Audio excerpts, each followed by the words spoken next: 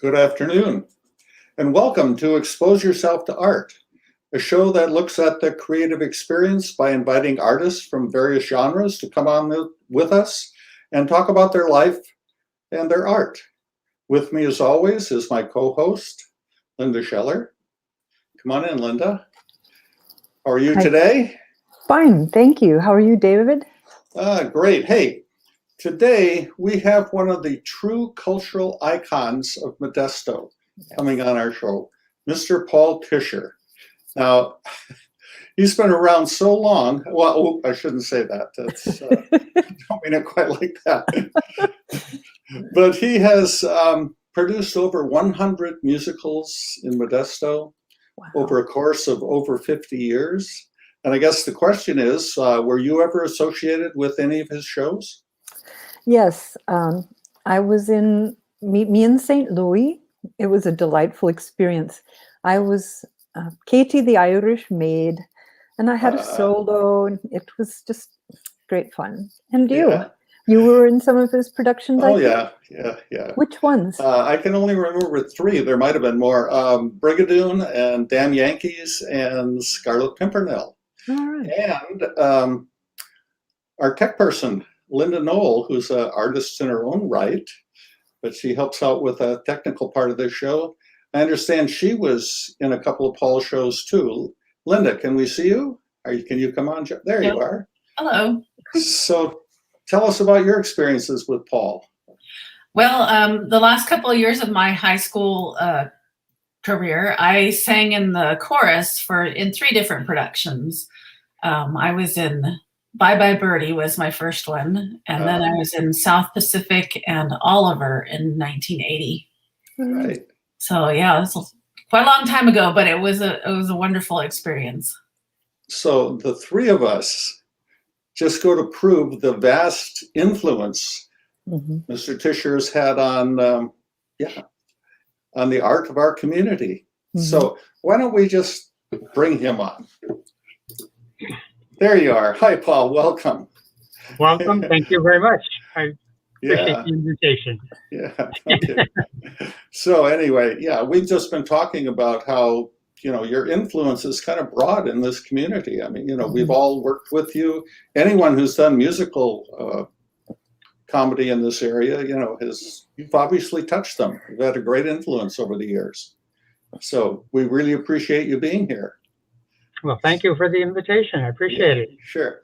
So anyway, the way we do this show is I'm going to turn you over to Linda, and she usually, she can ask you about where you started. So take it away, Linda. Yeah. I would love to know, Paul, how you got into the arts. Oh my gosh, it's a long story. I was born and raised in San Francisco, and I have been in the theater since I was 5 years old. I wasn't given a choice. It was the theater or nothing. And so I went through junior high school, did all the drama productions there, went to San Francisco State University, did all the productions there, got my teaching credential, and then I was looking for a job. And I wound up in Modesto. But when I arrived in Modesto to teach at Modesto High School, it wasn't as a drama teacher. I was hired as a woodshop teacher. And it turned out that when I was looking for jobs after I had got my teaching credential, I went to all kinds of meetings with various school board people in various districts, and they were all looking for a drama English teacher. Well, I didn't have English, and so I kept getting turned down. And then this was in 1968. And then so I was rather dismayed and a little concerned that I wasn't going to get a job. And so at the end of the summer of 1968, I still didn't have a job. But I thought, well, I'll go to the San Francisco State College job office one more time just to see if there's anything there. And there was. And in this huge file that they had, there was only one more application, and it was for a woodshop teacher in Modesto. Now, I had no idea where Modesto was. I had nothing at all, And so they said, well, come up for an interview. So I hopped on a Greyhound bus because you don't have a car in San Francisco. You better not. And so I got off and went to the interview and interviewed and got the job on the spot. And the hang up was that school was beginning in about 3 days.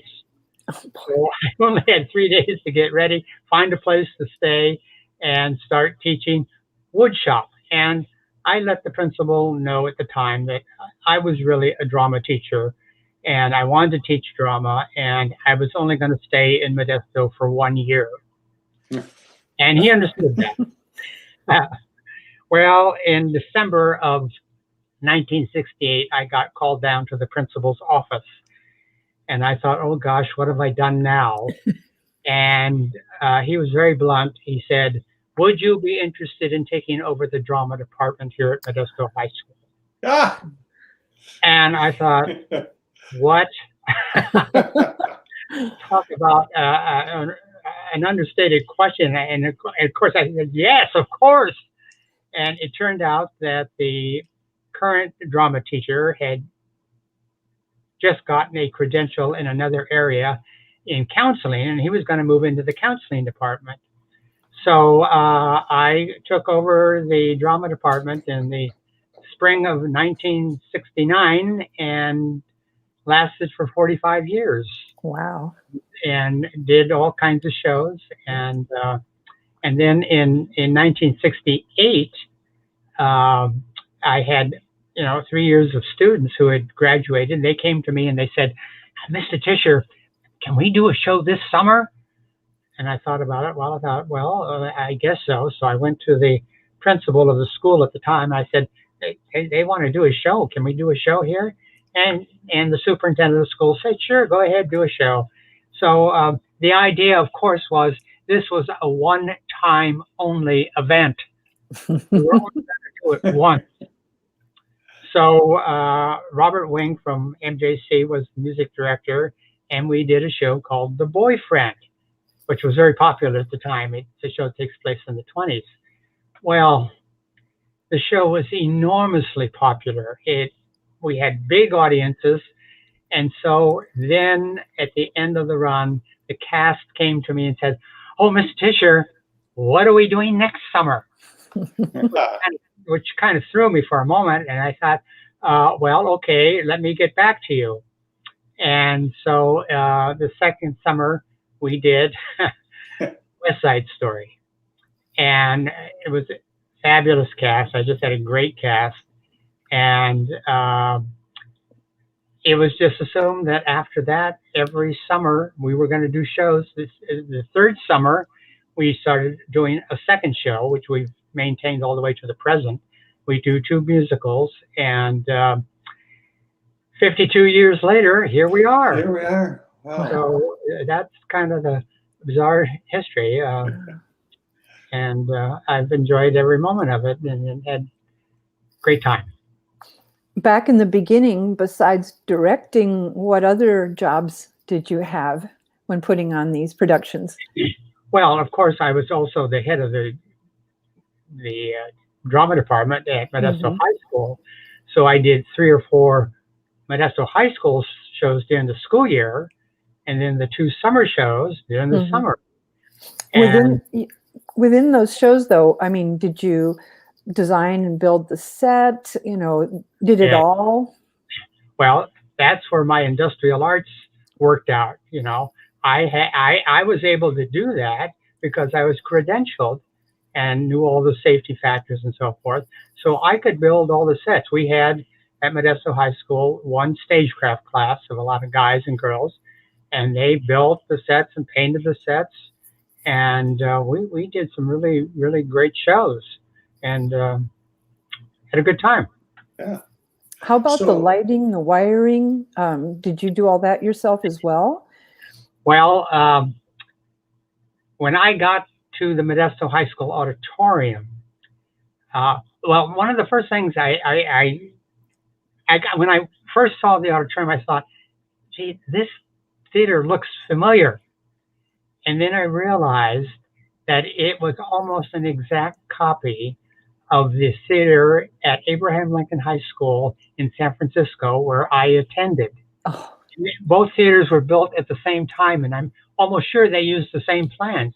I thought, well, this really looks the same. And so I was right at home. The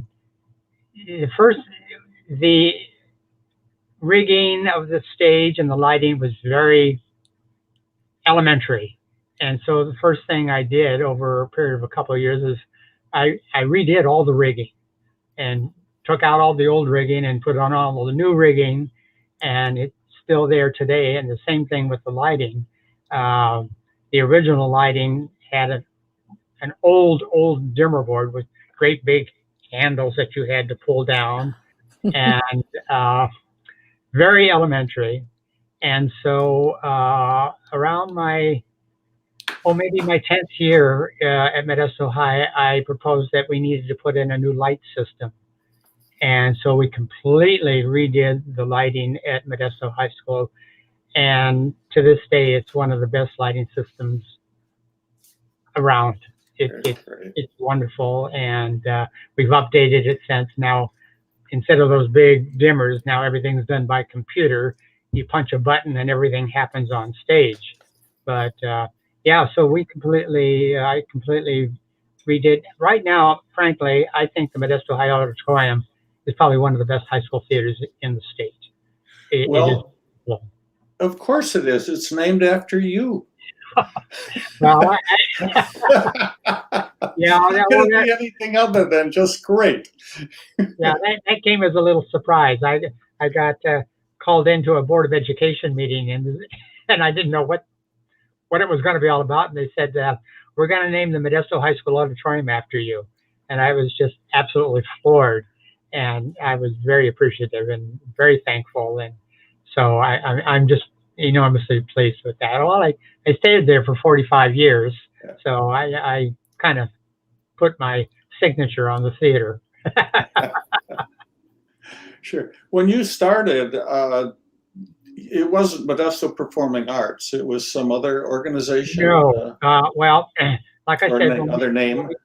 When we started in 1968, we were called Modesto Youth Theater. And we were actually part of the city school summer school program.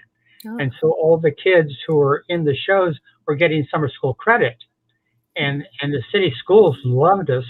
They really wanted that program because they were taking in tons of money and it didn't cost them anything. So that worked out just fine. And then when old Prop 13 hit, well, summer school got wiped out. And so at that time, we incorporated as a 501c3 nonprofit corporation. And we kept the name Modesto Youth Theater for a little longer. But then, again, I had students who had graduated. They were getting into their 20s and 30s, and they still wanted to do the shows. So we no longer limited it to just high school students. We opened it up to college students and eventually to adults. And now we're at the point where we're really semi-professional, where we use a lot of our own kids, our own talented adults, but we do on occasion bring in professional performers from New York and Los Angeles. And they're a great role model for the kids to see how, professionals work. So we're semi-professional now. Great. Well, why don't we take a trip down memory lane here? Take a look at some of these shows. I know there must be great stories associated with some of them. So yes. There you go. Okay. Well, this is a scene from The Boyfriend.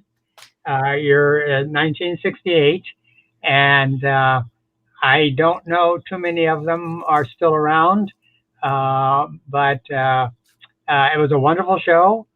We had a great time, and that was it. Good. So we went on from there.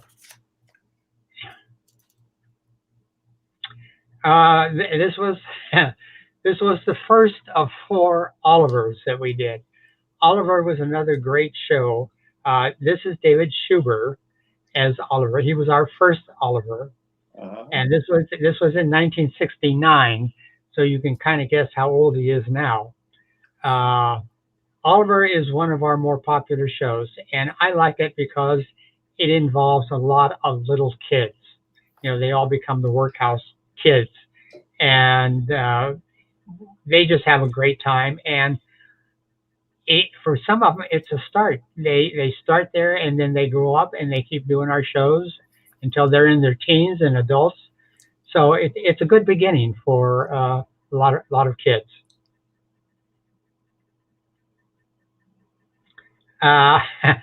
This was our, let me see. This was in 1971, Rodgers and Hammerstein's Cinderella. And, and that is Lance Underwood as the prince.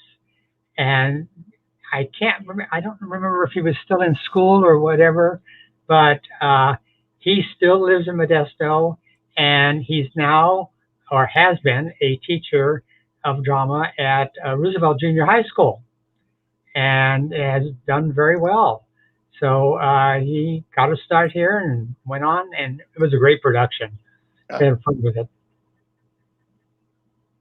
So there we go. Oh, this was a production of MAME. And at the time that we did it, it was one of the big shows based upon, of course, the book and the play Anti-MAME. And this number is the Man in the Moon number. And we had to be a little careful on this one because the moon descended from above. So we had to get the person sitting on the moon on the moon, and then fly her out.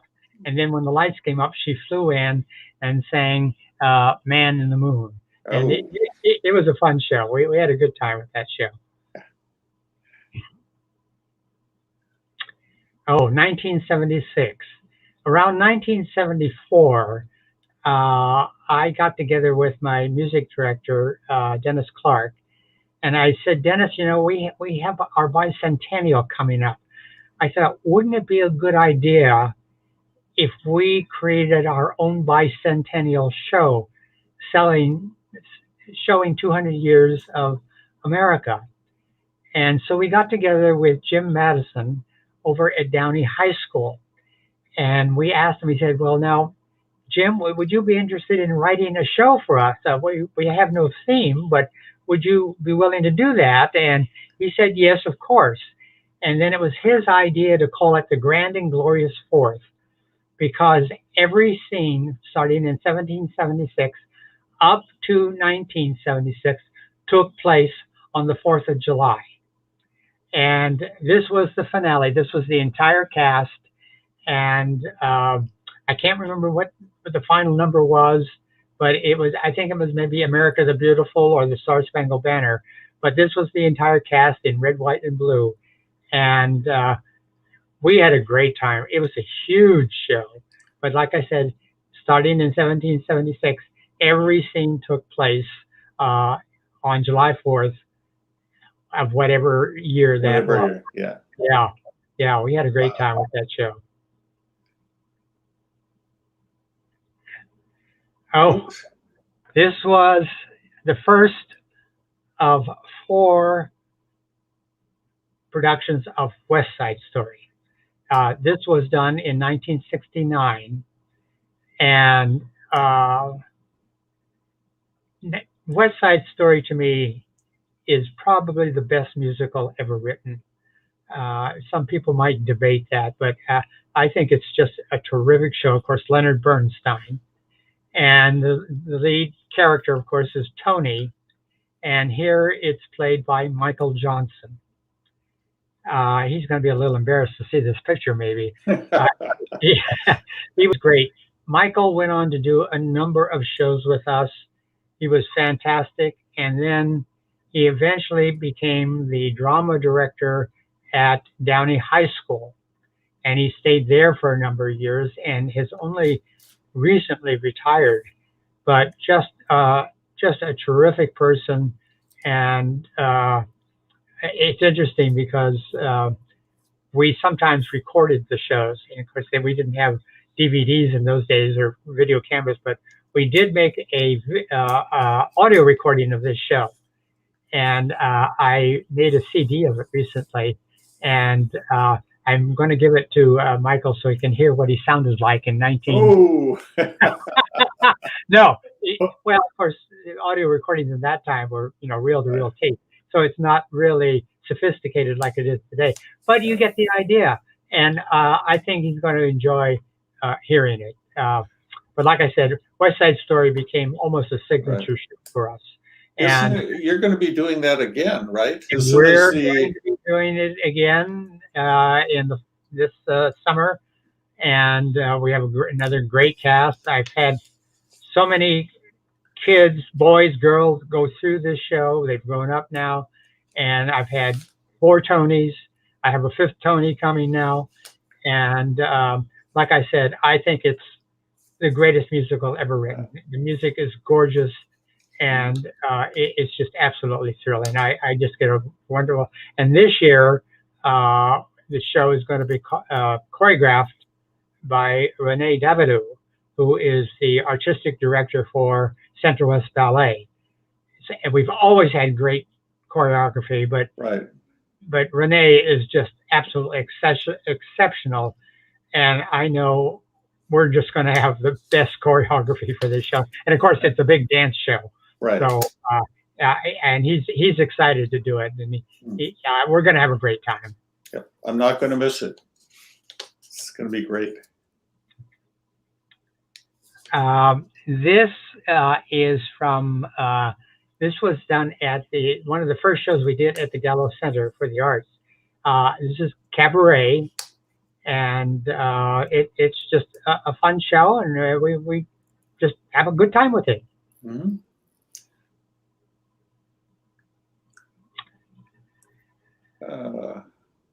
This is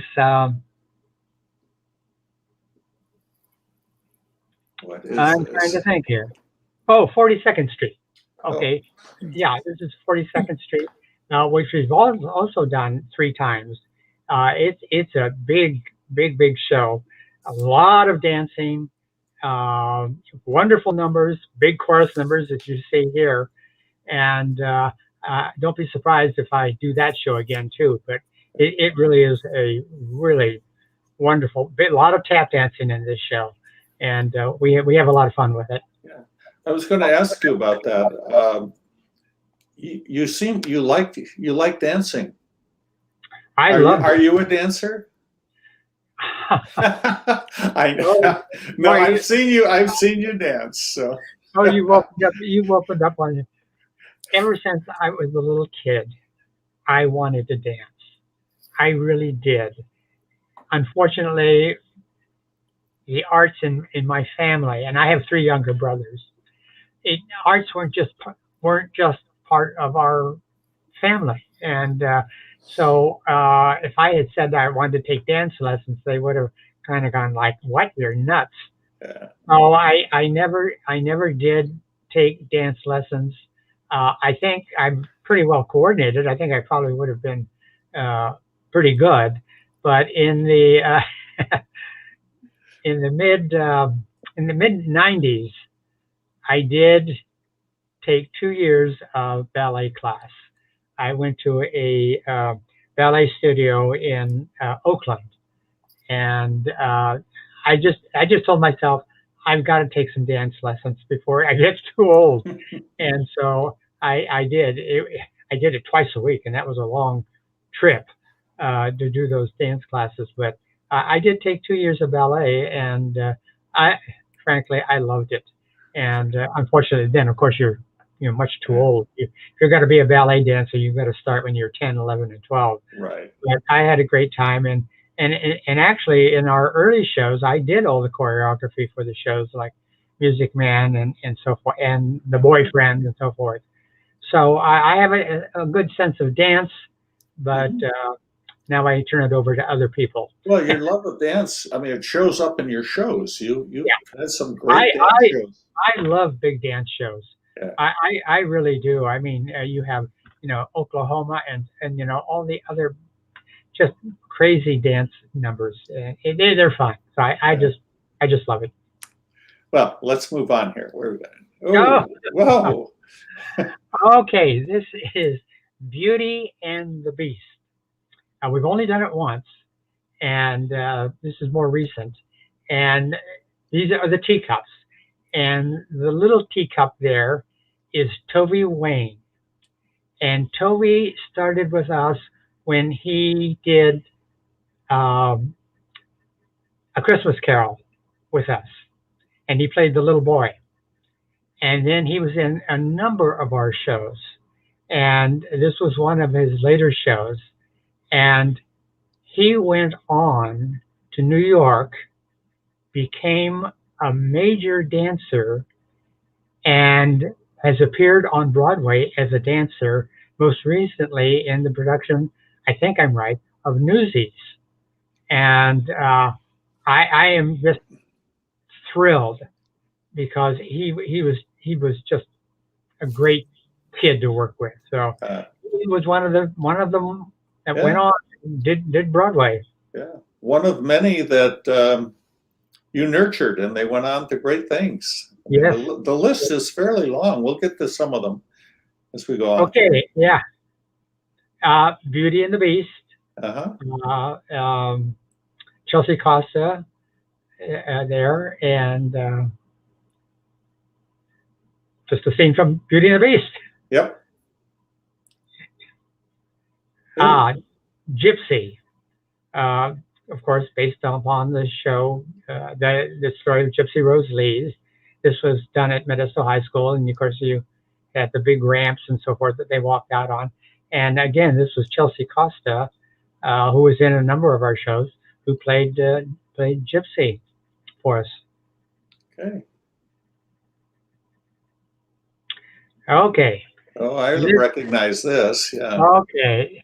This was the Scarlet Pimpernel, and was a show. It was an old show and I can't quite remember the reason I decided to do it, except I probably heard the music, and that did it right there. And well, this is Jeremy Stoll, and this was he had just. I think in this picture he had just graduated from. He went to Modesto High School. So I knew him there, and I think he was in college at this point, but I could be wrong.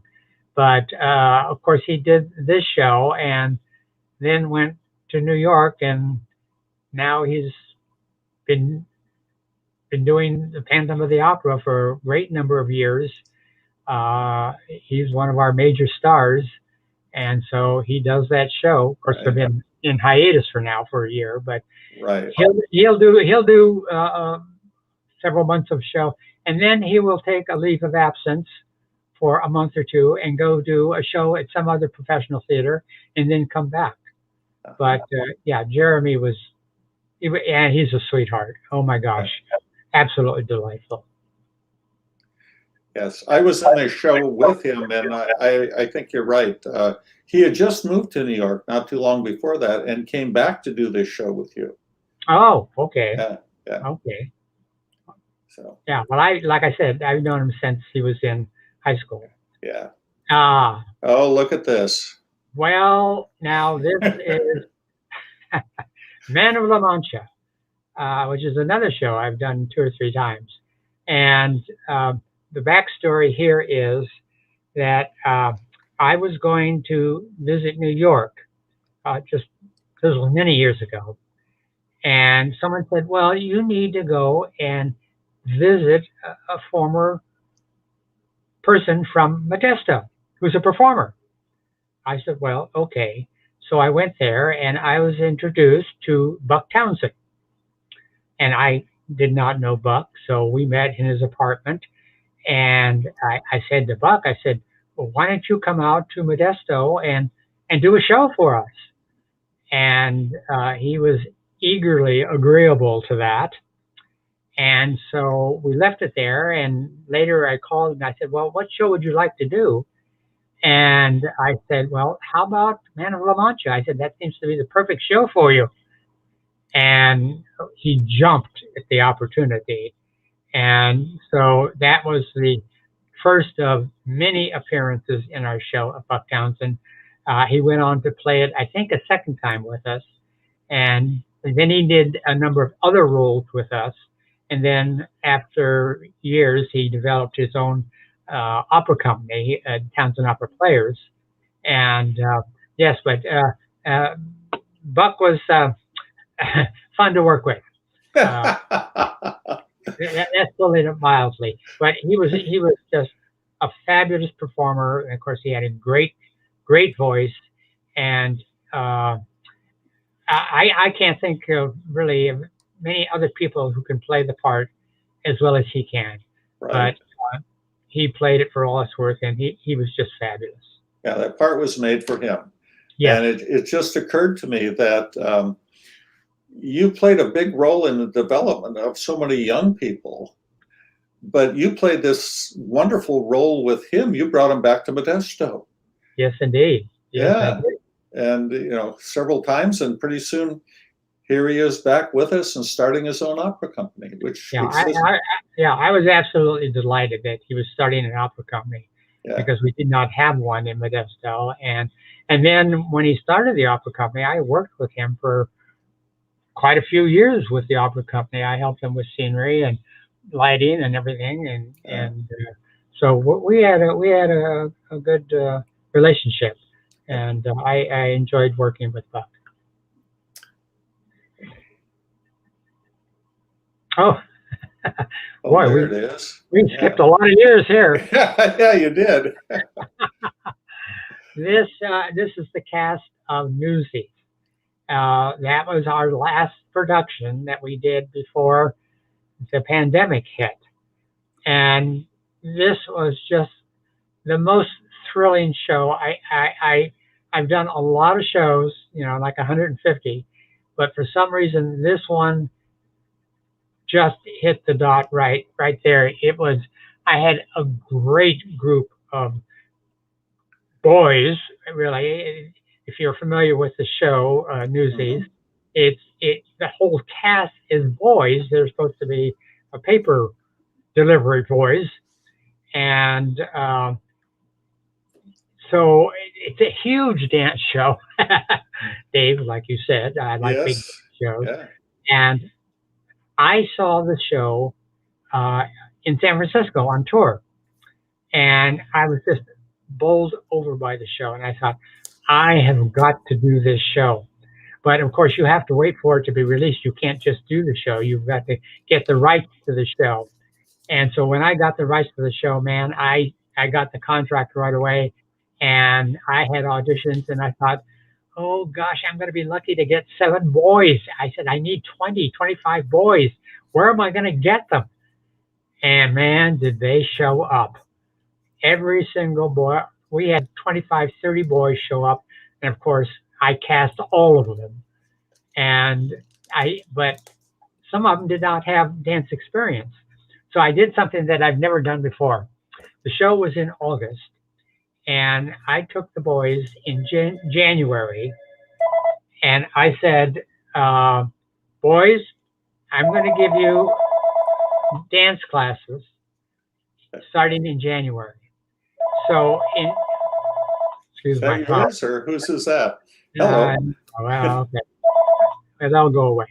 Okay. So starting in January, all the boys took 2 dance classes a week from Strut Dance Studio. Heather and Hadley Betancourt were the choreographers for this show. So by the time we got to August, having taken 2 dance classes a week, these boys were terrific. They were absolutely fabulous dancers, and the show became one of our best sellers of all time. All the performances were sold out. We even added another performance, and it nearly sold out. And the thing I liked about this show is the boys were having such a great time. They were out on stage, and they were just enjoying every minute of it. And it showed in the performance. It carried over. The audience knew they were having a good time. And the minute minute the final number was over and it blacked out, the audience just roared with their approval, and we just had a great show. And one of our traditions is that at the end of the summer, I always announce our shows for the following summer. So I thought, what am I going to do after this show for the following summer? I said, I've got all these guys now who can dance. What's another big show that has a lot of male dancers? Well, it was obvious what. So we do West Side Story. I said, I've got all these trained dancers. And the minute I announced the show backstage, they were elated. They all wanted to be in West Side Story. And as far as I know, practically all of them are.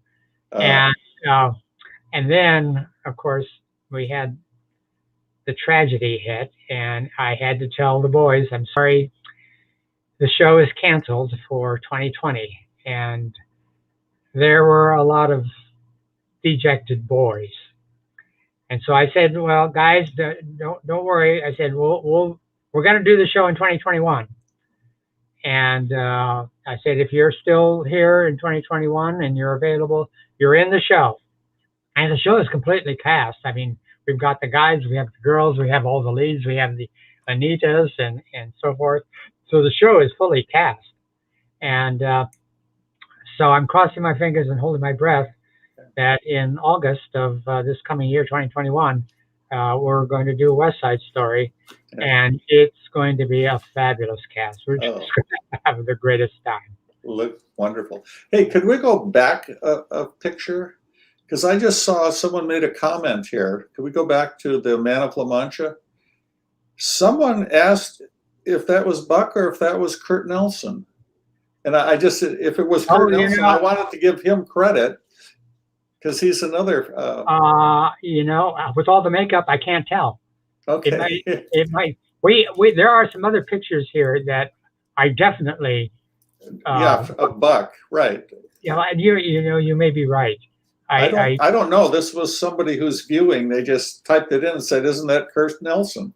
That could be. They may be right. I can't tell with all the makeup. Yeah. Yeah. Okay. Kurt Nelson played it the last time we did it.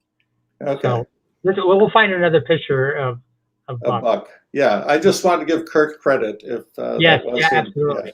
Yeah. Kurt was also the star of 42nd Street when we did it. He was very, very good in that. Okay. So let's move on then to where are we going next? Well. Is that Oklahoma? I mean, You look at the picture. It says Oklahoma, right? That's right. And this is another one of our best-selling shows. It's a wonderful Rodgers and Hammerstein shows. I've had great casts. This show was actually done at the Gallows Center, and every number is a winner. We have great cast. Everybody just absolutely loves to do the show. We've done it 3, maybe 4 times, but it's a fun show. Yeah. And a big dance show. Of course it is. Yeah. There's the big Dream Ballet that Debbie Holtzclaw dances, choreographs for. She's one of our best choreographers. This is a scene from Crazy for You. And here we had 2 equity professional stars in the lead roles. And I guess the highlight of this show, everyone knows the number, I've Got Rhythm. And so that's the highlight of this show. And we had a lot of fun with it. So it's a good show. Maybe in St. Louis. Okay, this is the trolley song. And again, it's not a particularly big dance show, but it's a huge show. And Joe Reichert, who did a number of shows with us, played the male lead in this show. And we, of course, did the trolley song. And here's the trolley. Is this the one you were in, Linda? Yes. Yeah. Where are you? You must be here somewhere. I'm probably on the trolley. Okay. Yeah. All right.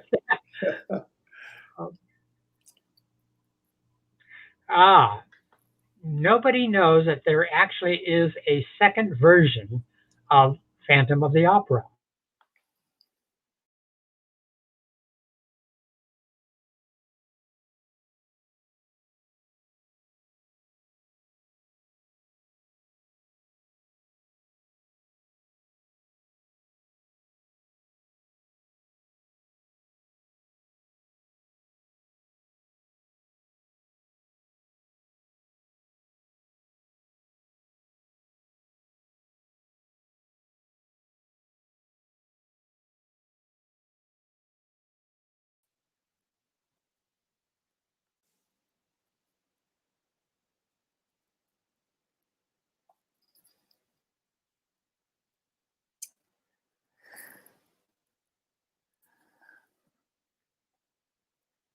So here's the other version of Phantom of the Opera, and that might be Dwight Mahabier.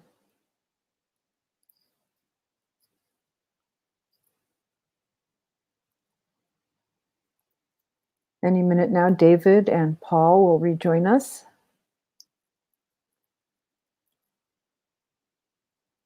We were talking earlier about the caprices of technology. So here you have it.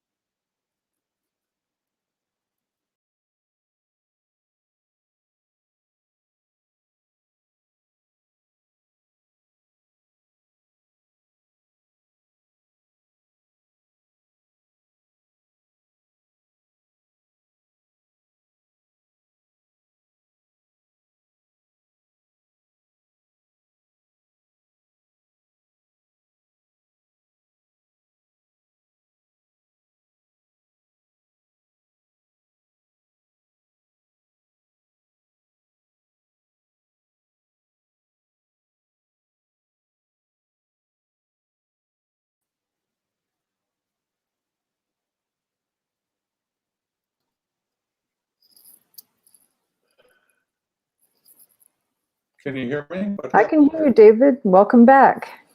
What happened? We just lost the connection, but here we are, and it's still live, and hopefully Paul will be with us any moment. Yeah, I didn't know if it was just me or the whole thing went off. Mm-hmm. Linda, do you have any idea what went on, Linda? Oh, what's wrong with me here?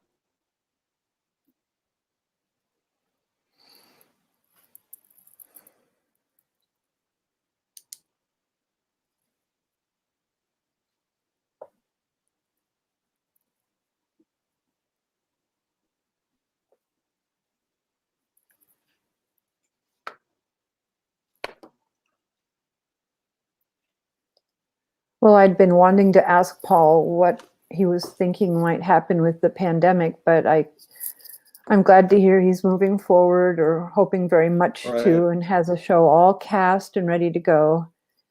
And that's so wonderful. I wonder if we're on live again here. I hope. If we are, I guess all I can say is that we've had technical difficulties and we're trying to reset everything. So bring Paul. Oh, here he is. Bring Paul back. Yay. There he is. Okay, we're back. Well, the show must go on, and so here we are. Okay, all right. Well, all shows have an intermission. Okay. Somebody pulled the plug. Yeah. Okay, yeah. I didn't do anything. Don't. Okay, I'm just anyhow. There is a second version of Phantom of the Opera, and we did it, and we had an absolute fabulous person playing the Phantom, and it was a wonderful production. And in some cases, I think the music is better than the one on Broadway right now. But it has gorgeous music. Frank Wildehorn wrote the music, and we had a good time with it. It tells pretty much the same story, but just different music and different scenes. Okay. I didn't know that. Okay, very early in our history, we decided to do a Gilbert and Sullivan, and of course, this has to be the Mikado. And the nice thing about doing Gilbert and Sullivan is you don't have to pay for the rights. As most of you know, you can't just select the show and do it. You have to pay for permission to do it. And for any of our shows, it costs us about $10,000 just for the rights to do a show. So that's one of our big expenses. But Gilbert and Sullivan, because it's in the public domain, no longer has a royalty fee to it. And we had a great time with this show. It was a lot of fun. On the left there is Greg Dean. Now, Greg Dean was another student of mine. Did a lot of drama stuff when he was in high school. And he went down to Los Angeles, and he's now a stand-up comedian. And he is very, very successful. And he came back for our 50th anniversary and did a talk on stage. And I was very, very happy about that. Do you remember when this was? I'm trying to think back in my memory. I do. I think, hold on. Well, I don't. Oh, 1972. Oh, okay. So 1972. fairly early on. Yeah. Yeah. Okay. I just didn't recall it. Okay. Andy, This is Annie Get Your Gun. yeah.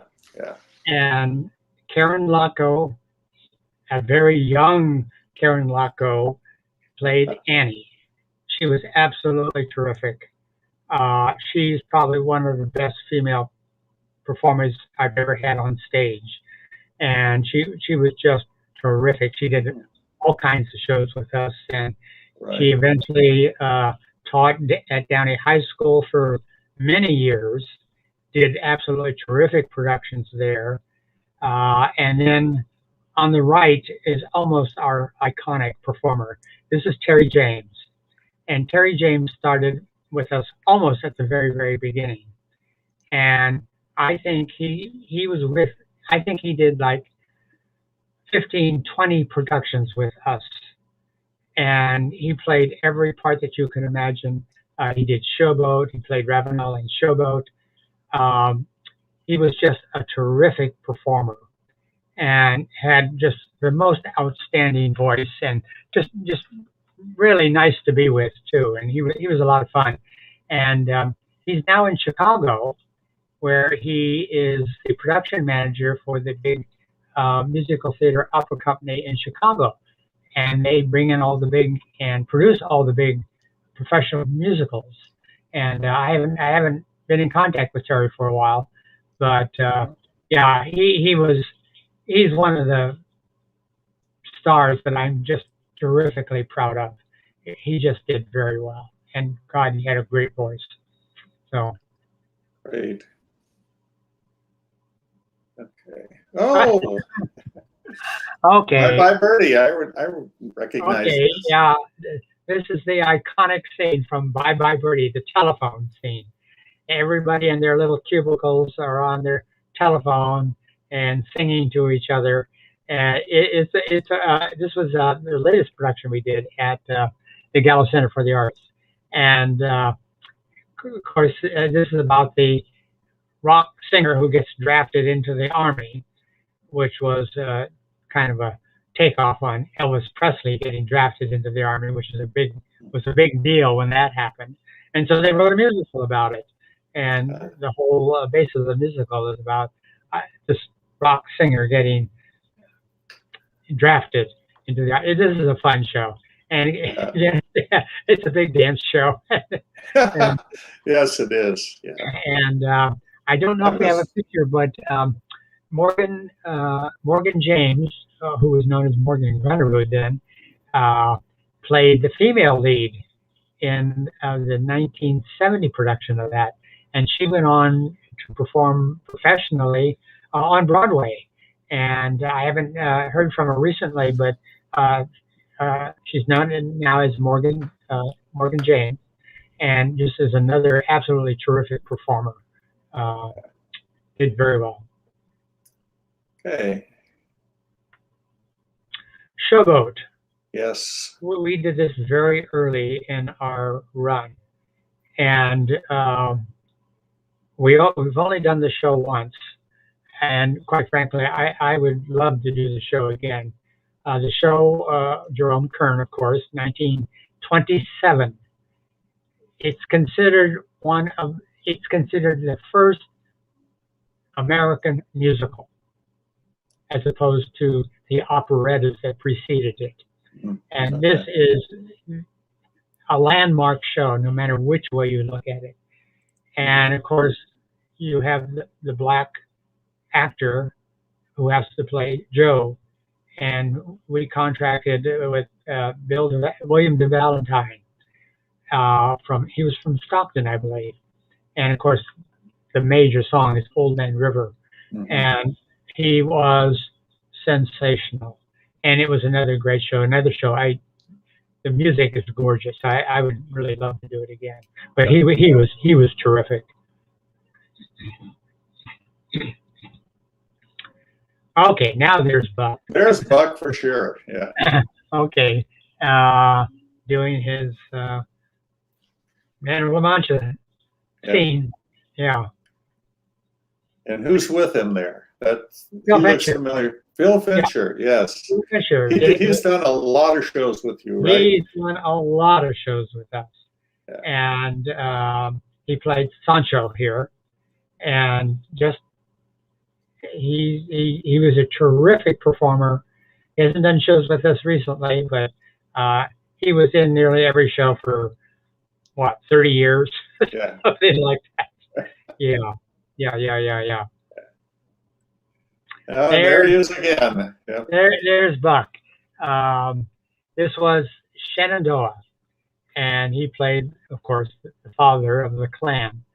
And I just did an absolutely terrific performance. We did it twice.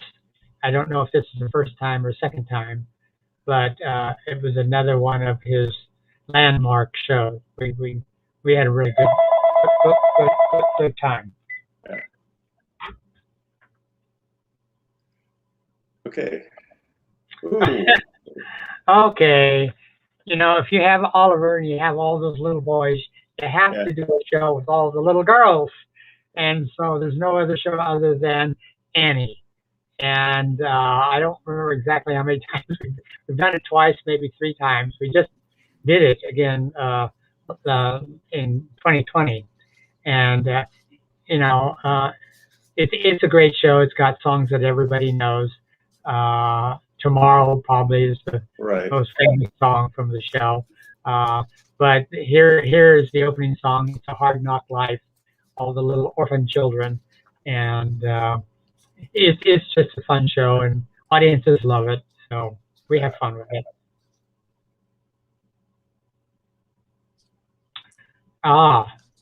This is the Most Happy Fella.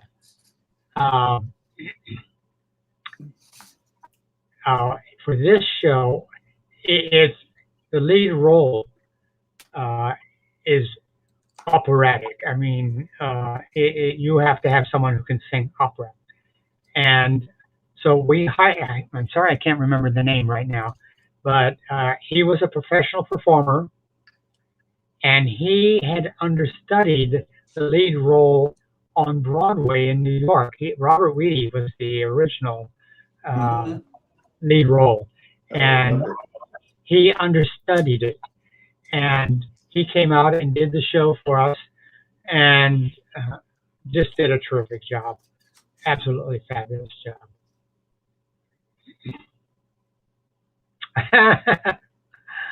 Another show for a lot of guys.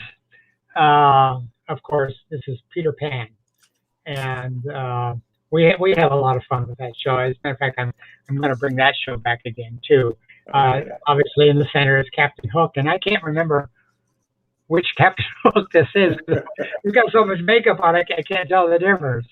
But we have a lot of fun with Captain Hook, and of course, we do all the flying just like they do on Broadway, and so we bring out the people from New York, or in this case, Las Vegas, to do all the flying, and we do the full show, and all the little boys and Peter, they fly, Yep. and they have fun doing it. So yeah, fun Right. show to do. Oh, Woodward. Another, Yeah. okay, this is My Fair Lady. My Fair Lady was the first show I ever directed when I got to Modesto High School in 1966. They had already chosen the musical and said, "Here, Paul, here's the show you're going to do." But since that time, I've done the show maybe twice. And Lou Woodward was one of our principal adult stars. He was a terrific performance. He also did Camelot for us and was just absolutely fabulous. He was on our board of directors. And of course, he was the opera person at Modesto Junior College. And just, this was the perfect part for him. He just was great. And Right. he was a great person to be with. You know, he was so supporting of everything we did. We even combined a show with Modesto Performing Arts and the MJC Opera Workshop, and we did a show together called Gianni Schicchi, which was a lot of fun too. So he was great to be with. So we're getting towards the end here. Maybe we can skip around, and if there are some special ones you want to talk about, this is On the Town, Leonard on the Bernstein, town. Yeah. one of his very, very first shows, and it's about sailors on leave from New York. Yeah. New York, New York. What a hell of a town. This is Jesus Christ Superstar, which I've done two or three times. And people think it's derogatory. It's not. This show is taken directly from the four Gospels. You watch the show, and it's like going to a Sunday school class. And we do the crucifixion scene, of course, at the very end, and it's very sobering. We do it absolutely realistically, and you go away from this show with great feelings. It's a wonderful show. I'm going to do it again. Have you done it several times? Yes, or? I've done it three times. Okay. Seven Brides for Seven Brothers, another one of our iconic shows. And as a matter of fact, we're probably getting ready to do this one again soon too. So yeah, Seven Brides for Seven Brothers. Okay. So, Big River, Huckleberry Finn musical. This is on the raft going down the river with Huck Finn and Jim. I see one that you need to say something about. Down at the bottom of this scroll here, we have another famous Modestan. There she is. Okay. You all know Grace Lieberman. This is Grace Lieberman did. I can't even begin to tell you how many shows she did, but this is her as Madame Armfeld in A Little Night Music. She was just sensational. But her signature role was in Fiddler on the Roof, where she played the wife. And she played it all four times we did the show, and it was her role. She did it. Yeah. That and, you mentioned all these shows you did with Buck. She was also Aldonza for Buck a number of times. Yes, she was. Yeah. So here is, do you remember this? You have to remember this. Your 50th anniversary. Yes, our 50th anniversary show. Right. Where we brought back cast members that I hadn't seen for years. Yeah. We had a great time meeting everybody. It was just sensational, and it was just a great reunion. And I was just absolutely thrilled to meet all these people again. And of course, the show consisted of them doing numbers they originally did. Right. It was a great show. Yeah, Roy Stevens produced it or directed it, and he pulled me out of my retired rocking chair. I'm standing in the back row there somewhere. He said, no, you have to do this. You have to do this with Paul. So one of the things we had this intermission, unscheduled intermission. So I kind of like, we've had a lot of people watching and sending in comments.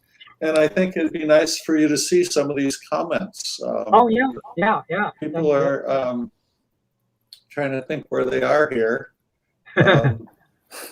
No, but I mean, if you look on the side. Oh my this gosh. one Colton from Bennett. Colton.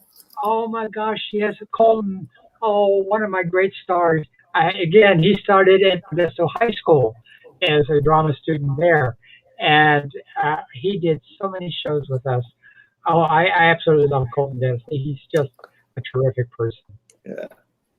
Oh, Margaret Rose. Oh my gosh, yes, Margaret, and she did a number of shows with us, and was just terrific. And now she's a writer of her own shows, and I went to see her most recent show a year or two ago. She's, I think, in Florida now. I don't know if she's still there, but yes. Yeah, she said she was watching from Florida. Someone said they were watching from Florida. Hi, Margaret. Yeah. Hi, Margaret. If you're watching, look at this. Here you go. Oh, there's Annie. a tribute right here. Oh my gosh, Annie Fraley. Wow. Oh, it was in a number of of our shows. She did Annie for us. She did, I think, Shenandoah for us. She did, just an absolutely fabulous person. Yeah. Lovely tribute. See, Oh, I'm not here. Yeah, click on the ones that you see there. Yeah. Lots of people saying hi. Okay, hi. Hi. Nice to see you. Ah, Oh my gosh. Salerno. Oh my gosh. Oh, he was a drama teacher here at I can't remember which school he taught at. I hate to say that. But he's written some great plays, by the way. And you should see if he won't send you a copy and read them. But yes, he's a wonderful person. And he's the new Modesto Poet Laureate. Yes. Yeah. Yes. Hi. Yolanda, happy. Okay. Yeah. Oh my gosh, John. John, I don't think ever appeared on stage. When it came time to building sets, John was there. He helped build all our sets for years and years and years. I absolutely love John. He's a terrific person, and he's dependable, and he does it with lots of enthusiasm. And I just can't thank John enough for all the help he gave us. A lot of the sets wouldn't have been built if it hadn't been for him. He was just, I built that land. So, okay. I'll take your word for that. Okay. Oh, gosh. Chris Bradley. Oh, yeah. Oh, my gosh. Oh, God, another great performer. Oh, my gosh. Oh, wonderful. Yeah. Oh, sweet. Oh, gosh. Life changer and a legend. These are all my family. They're my family. Oh my gosh, Okay. I have a huge family. Yes. I am so lucky. I got to say this. I am so lucky to have worked with all these. I call them kids, but that includes adults. They are the most talented, the most enthusiastic people I have ever worked with, and it is so much fun to work with all this great talent. And they think, what I've done for them, but it's what they've done for me. And I am just thrilled that they worked and did shows that I did. And I'm just enormously happy and pleased with them. Yep. So it has been a delight having you on here. The stories are wonderful. They take me back because we've all been connected somehow, and it's just been wonderful. And it's so nice to, we were able to connect you up with all these people watching today. So, Yeah, right. Wonderful. Yep. Thank you. Thank you, Paul. Well, hopefully we're going on now for our 53rd year and 54th and 50th. Yeah, I'm just crossing my fingers on it. We're going onward, okay? Yes. So just one final word from me. Next week, we're going to have on a fellow named Gary Sweeney. He's from San Antonio, and he does installation art. And he did a very special art project where he covered an old family house with family pictures. Oh, wow. And, created quite a stir. People came from all over to see it. But anyway, we're going to be talking to him next week. So until then, we'll see you. Thanks to everybody, and be safe and stay healthy.